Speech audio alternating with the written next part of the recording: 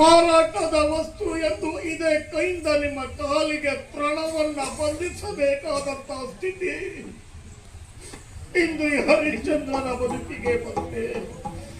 ಅಯ್ಯೋ ದೇವರೇ, ಏನು ಮಾಡಲಿ? ಉಪಾಯ ಇಲ್ಲ. ನಾನೊಂದು ಉಪಾಯ ಹೇಳಿಲ್ಲ.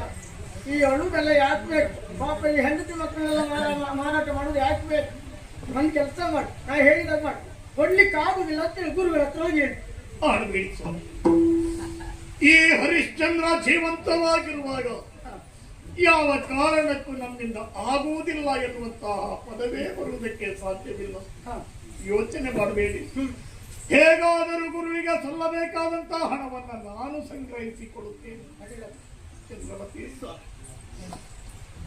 ಈ ಕಾಲದಲ್ಲಿ ನಿನ್ನ ಮಾತಿನಂತೆ ನಿಮ್ಮಿಬ್ಬರಿಗೆ ಹಣವನ್ನ ಬಂಧಿಸಿದೆ. ಇನ್ನು ಕೊಂಡುಕೊಳ್ಳಬಹುದಾದಂತಹ ಪುಣ್ಯಾತ್ಮರು ಯಾರಿದ್ದಾರೋ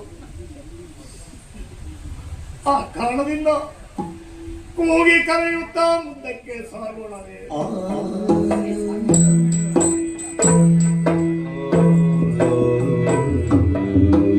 ಯಾರಾದರೂ ಮುಂದಕ್ಕೆ ಬನ್ನಿ ಸ್ವಾಮಿ.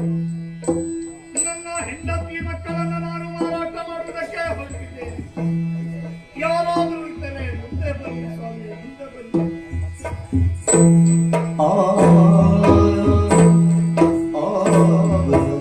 ನನ್ನ ಹೆಂಡತಿ ಮಗಳನ್ನು ನಾನು ಮಾರಾಟ ಮಾಡುತ್ತಿದ್ದೇನೆ. ಕೊಂಡುಕೊಳ್ಳುವವರು ಯಾರಾದರೂ ಇದ್ದರೆ ಮುಂದೆ ಬನ್ನಿ ಸ್ವಾಮಿ. ಪ್ರವೇಶ